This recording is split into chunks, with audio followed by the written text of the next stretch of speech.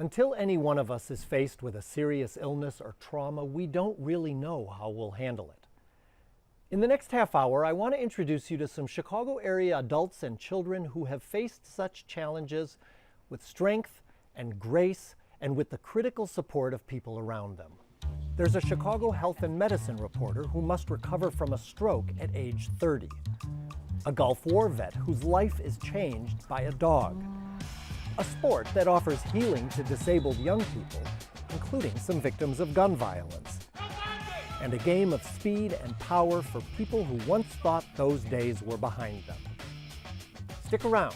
That's right now on Jay's Chicago.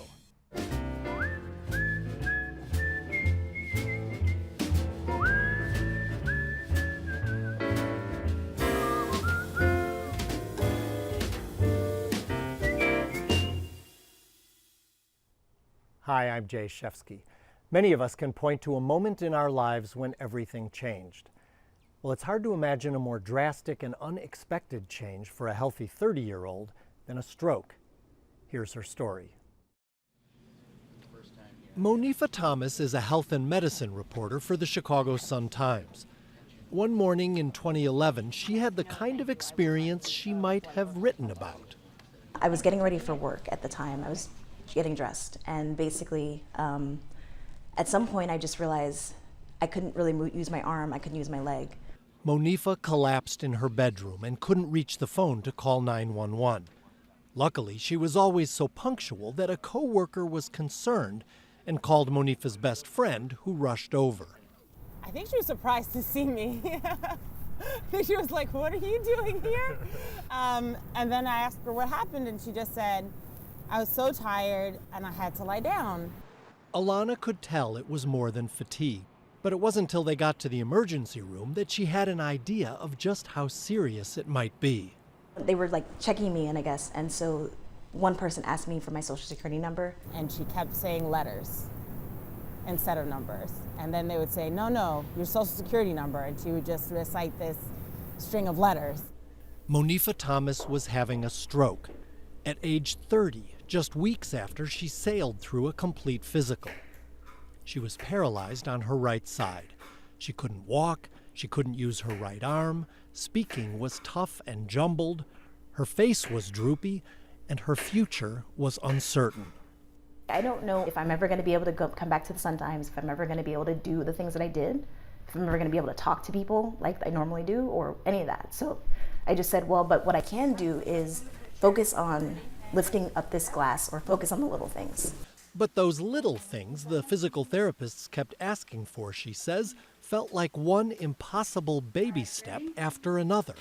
They would tell me to like lift my leg. Getting my leg up in the air was so hard, and I was like so tired, and I was like so like just done. And I cried a lot for that reason. So that's when my mom would usually tell me, okay, get it out of your system and then move on. As it happens, Monifa's mom is a physician, but it sounds like she is also just the coach that Monifa needed. She kind of had a rule with me. So she said, go ahead and cry and do whatever you have to do for 10 minutes. And then after 10 minutes, you got to get your stuff together and move on. Monifa's a pretty calm person. And this is by far, of course, the most upset I've ever seen her about anything. And I mean, I think partially she was just really, she felt like she was confused, and she felt like it was unfair. Like, why is this happening when she's young and she works out and she eats right and she's never touched a cigarette? Monifa's doctors have no definitive explanation for her stroke. The only possible cause they point to is the small risk of stroke for women taking birth control pills. You know, I was angry a little bit, but not because of the pills, but just more for myself, because I think I should have done a better job of really thinking about that before I took them, because ordinarily any other medication I would take, I would do that. After 16 months of intensive physical and speech therapy, Monifa returned to work at the Sun-Times. But while it's not obvious to most people, she says there are some lingering symptoms that affect her work. So I have a lot more good days than bad days than I used to, like a lot more. But when I do have the bad days, it just sort of, it always hits you unexpectedly. Monifa says that what happens on the bad days is that the words stop coming, even when talking with a reporter. You know, because it was even worse when I was having it right now. And yet, though Monifa is frustrated by the lingering symptoms, she continues to do her reporting, and she keeps making the deadlines, though she admits a deadline is scarier than it used to be. It's like if a deadline came to me before this happened, I'd be like, oh, okay, gotta get it done. But now it's like I see all the dangers in terms of I could make a mistake because I'm rushing. I could do this, I could do that, and I'm scared of that now. Monifa has seen that her story can be inspiring to other stroke victims, and she's begun sharing it. First in the Sun-Times, then with groups of stroke victims, and now in front of a TV camera. And then part of the reason that I'm even doing this is because someone who I didn't even know came up to me when I was right after I had the stroke, and so it was more clear that I was in a wheelchair and my arm was all messed up. And he just said he's like, I've been where you were, and I never would have known that. Like, because when I saw him, he was like standing up, he was talking, everything was perfect. And I was like, huh, so that's possible, And I really just needed to see him at that time because it gave me something to move toward. So I kind of want to do that for other people because I know it made a big difference for me.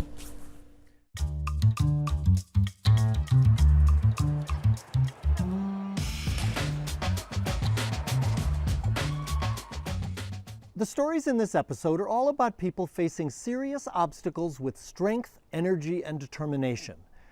Next, wheelchair basketball played by kids. Before the game, the players switch from their regular wheelchairs into their game chairs. There will be some formal drills, but it doesn't look like they'll need much of a warm-up. I want you to get everybody on the JV team and get them to the other gym right now. Meet the Chicago Skyhawks. This is the older division, age 14 to 17. They come from all over the city and practice weekly at Rainbow Beach Park on the south side. Today, they're at St. Xavier University to play against 3 other teams from all over the Chicago area. 1, 2, 3, Skyhawks! I gotta say, I was surprised by what I saw. The idea of junior wheelchair basketball sounded like little more than a nice activity for disabled kids. I did not expect a serious sport. This is 100% sports, so there's winners and losers. We're getting out there, we're trying to compete to win. Our ultimate goal is to make it to the championships. The program is run by the Rehabilitation Institute of Chicago, or RIC, and the Chicago Park District. Taiwan, you gotta push, kid! Trent Tenhouse coaches the older kids, and Dan Ferreira leads the 6 to 13-year-olds. Most of the players are disabled since birth, but some kids, like Martrell Stevens, are victims of street violence. When I was 4 years old, I got shot, and it hit through my back, and it came out of my side. The bullet missed his heart by 1 inch, missed his spine by 1 inch, did damage to his spinal cord. I remember the first time he got in his chair and he was like, wow. And he just liked going fast. And what kid doesn't like just going fast? Coach Dan Ferreira has been playing wheelchair basketball himself since he was 15. He says the day he started playing was the day he stopped feeling isolated. A lot of our kids, they might be the only person with a disability in their school. Okay. So I remember growing up and feeling alone. So when I came into a gym and I saw the people like me, I felt it was comforting. I was also surprised to learn that not all of the wheelchair basketball players here are in wheelchairs every day, but they all have some kind of lower limb disability. It could be a spinal cord injury, it could be spina bifida, amputations, brittle bone. I don't want my disability to define me. I don't want my kids' disability to define them, but that often happens. You know, the first thing people are gonna see is, oh, that kid walks funny, or that person is in a wheelchair. This is Brianna Samuels. Just 1 year ago, she was playing for the able-bodied basketball team at South Shore High School in Chicago. Then she was hit by stray gunfire at a bus stop. Got shot in my back and in my thigh, fractured my back. The idea of wheelchair basketball came up while she was still being treated at RIC. Trent came to me and said, well, you could play wheelchair ball, it's fun, it's different. She was very angry that she was in a chair in the hospital, she was quiet, didn't really want to speak to many people. But he did convince her to give it a try.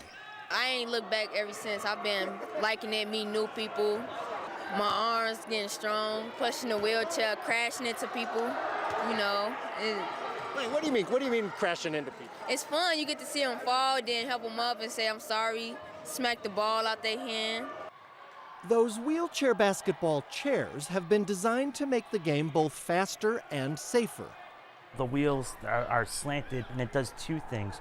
One, it allows you to spin really quickly because your base is wider and at an angle, so you can turn really quick. The other thing it does is it helps add to the stability of the chair. It sells the sport, being able to go fast. Get that ball, Clea! Get that ball! Sometimes it does get pretty rough in there too. We get some crashes, some people flip over.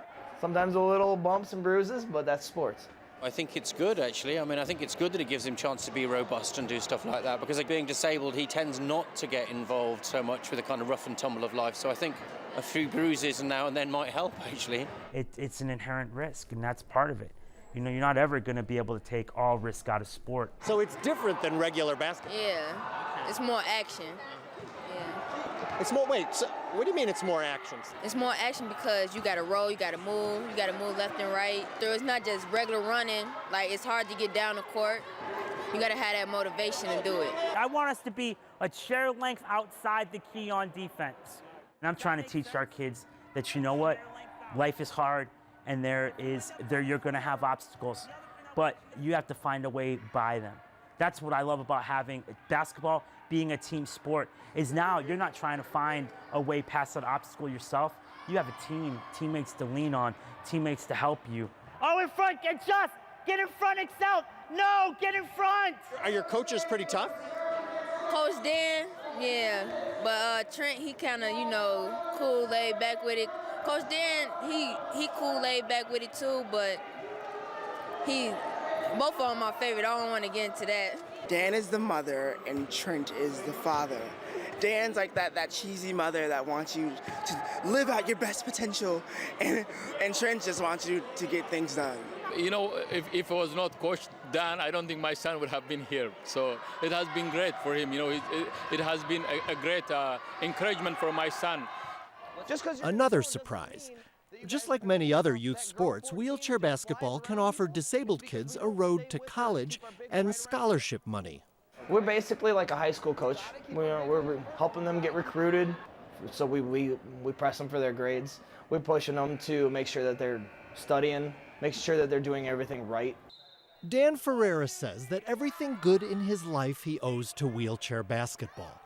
From a better attitude about himself and his disability, to his friends and his job, and his fiancée, who he met because she works for one of the other teams.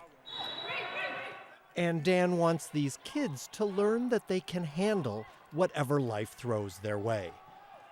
You could acquire a disability tomorrow, and then all of a sudden, what are you going to do with your life? Well, the thing I would walk into your hospital room and say, you know what, I think you should come on and try wheelchair basketball.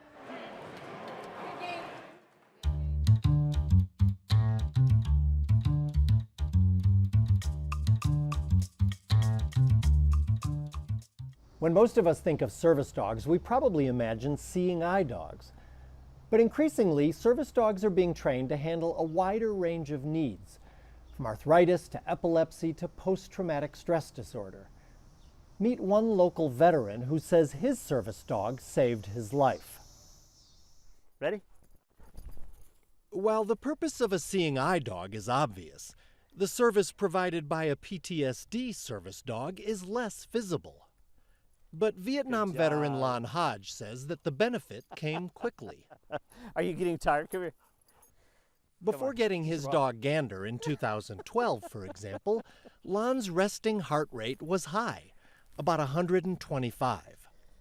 I went back to the hospital about 2 weeks after Gander, and my heart rate had returned to normal, and has stayed there ever since. But Lon's PTSD also included more debilitating symptoms like night terrors and panic attacks. I was having up to 5 panic attacks a day that would last anywhere from 5 minutes to 40 minutes. Lon Hodge served in the Army from 1973 to 1981. 12 years later, PTSD came on suddenly and took his life apart. Within a year, his marriage was over and he was out of work. And like too many vets with PTSD, Lon considered suicide. When you're having 5 panic attacks a day, when you can no longer go out in public, when you've had your professional life destroyed, when you're no longer creative, when you feel you're no longer of any service to anybody, you'd rather not wake up in the morning.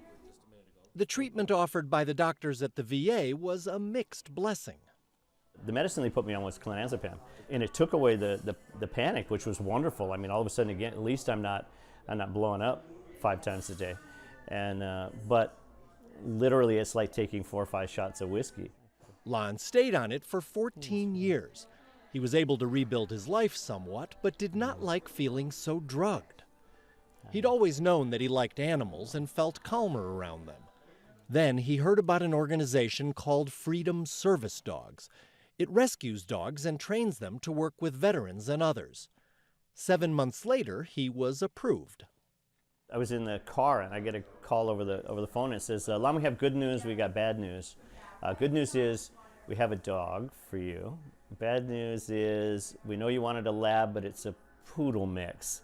And I said, "I got to take a poodle to the Veterans Hospital. That's going to be too strange." But when he saw a picture of this 3.5-year-old Labradoodle, he was smitten. Now, without the drugs and with Gander as his constant companion, Lon says his life is 100% better. Gander has also become a regular fixture at Lon's favorite coffee shop. They've even named a roast after him. Ever since the Americans with Disabilities Act, or ADA, broadened the definition of a service dog in 2011, more dogs have been trained for specific roles. They can detect epilepsy, they can detect diabetic stuff coming on. In my case, PTSD. I also use him for mobility from time to time. I have really severe autoimmune arthritis, so he helps me get up off the floor and things like that. This is what he does if he senses I'm really stressed out. Seeing the profound impact that Gander has had in his life, Lon Hodge and Gander have begun reaching out to other veterans. They visit people in the hospital, during rehab, etc. And they try to spread awareness of PTSD, veteran suicide, and the benefits of service dogs. To further this work, Gander has a Facebook page with more than 207,000 fans. Gander gets a lot of fan mail. We started getting letters from people saying that they woke up every day and Gander was how they got through the day, and the stories of him helping other people and the stories about how he helped me gave them kind of courage to do things. And a lot of people got service dogs because of it. A lot of people started training service dogs because of Gander. And now a book, In Dogs We Trust. I thought, wouldn't that be amazing if we could put together a book of stories that celebrate a human-dog connection for people who don't know that, or for people that do know it, that want to revel in it, like a more highbrow chicken soup for the dog lover. Lon has become something of a service dog evangelist. With the new life that Gander has provided, and with more veterans returning from active service all the time, he wants everyone to understand the profound impact of a well-trained, hard-working, and hard-playing service dog.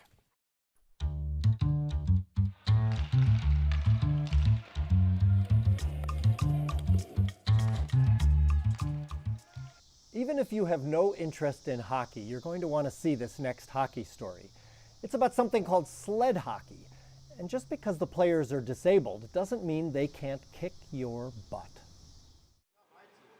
The gear that a sled hockey player puts on for a game is pretty much the same as it is for an able-bodied player, with one key difference.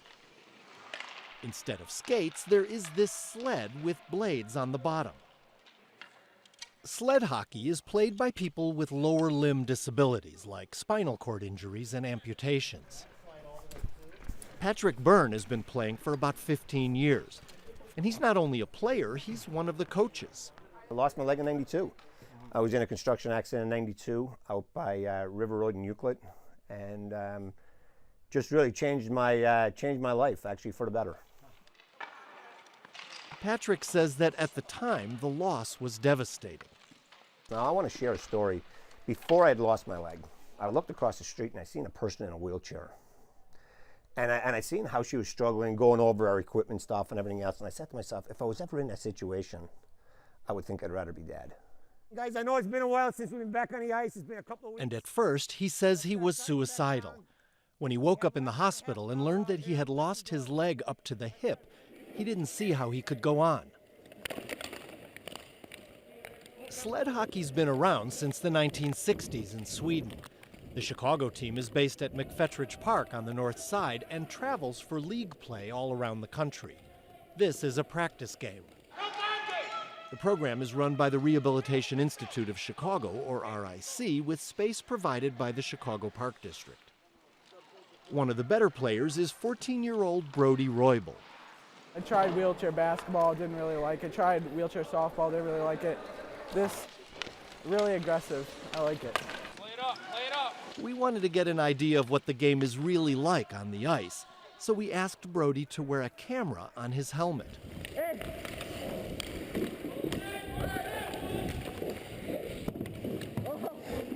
For a while, we also mounted a camera on Patrick Byrne's sled. Patrick says that before his accident, he was never much into sports.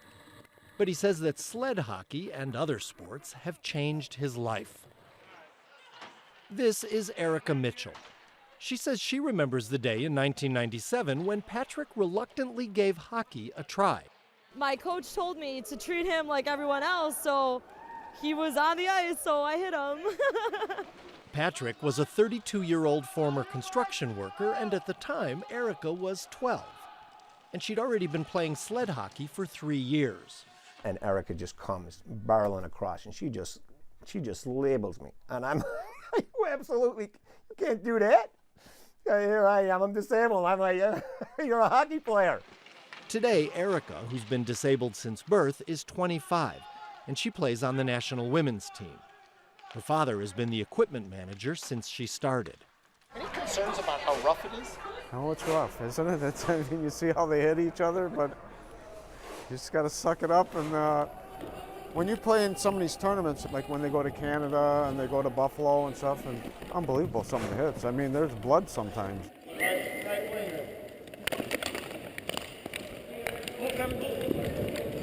How is this different from regular hockey? Regular hockey uses their legs. We're using our arms. One other difference, each player has 2 hockey sticks. You have a right-handed stick and you have a left-handed stick. And obviously it's just a blade that's on the end of it. And then on the other end, you're gonna have picks. You wanna try to grab the sticks as high as you possibly can to push off. Now all of a sudden we wanna shoot. We gotta go from the top to the bottom. When we wanna take off again, we have to try to get back to the top of the stick again in order to try to keep going. Patrick Byrne played on the 2002 U.S. sled hockey team at the Paralympics. The team was a long shot. In fact, they were only playing because the U.S. was hosting the games. But they came back with gold. Words can't even describe it at the time when the only thing you do is just, the tears start to roll, and it's just like, did we just win the gold? That's it. Today, several members of the team play at the international level, including Kevin McKee. He won silver with the USA team at the 2013 World Championship in Korea. It was a lot of fun. I mean, it was good competitions. It was the best 8 teams in the world. And we just went out there and played, and everyone was real good, so it was a very fast-paced game. At the local level, able-bodied friends of the players sometimes strap themselves into a sled and play. But at the national level, players have to be disabled. In fact, sled hockey may be the only place where being a double amputee is a real advantage. Brody right now, he's a huge advantage. The shorter your sled, the better off you're going to be. You can spin on a dime. You even see in the USA sled hockey team right now, I'd say 90% of the guys are actually double amputees, except for the goalies. That's when you want a lot out in front of you when you're a goalie. You go out and try to block that net. But The RIC Blackhawks get their funding from those other Chicago Blackhawks. And the meeting with then Hawks owner Bill Wirtz, that was Patrick's idea. We explained the whole game to him. He looked at it and like, are you guys kidding me? And I'm like, sort of no. And he's like, what do you guys need? And mainly money. The great thing about sports that I love, and a lot of the guys right here love, it makes you feel like that you're not disabled.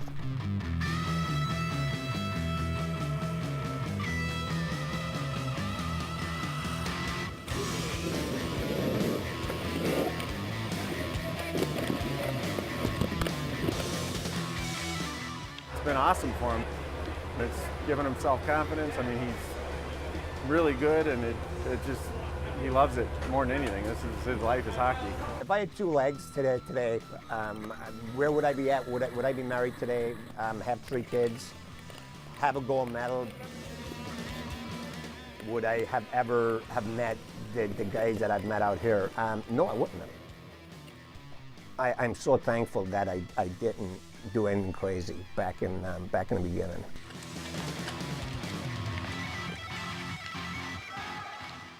If you'd like to watch any of these stories again or share them with your friends, go to our website at WTTW.com/JaysChicago.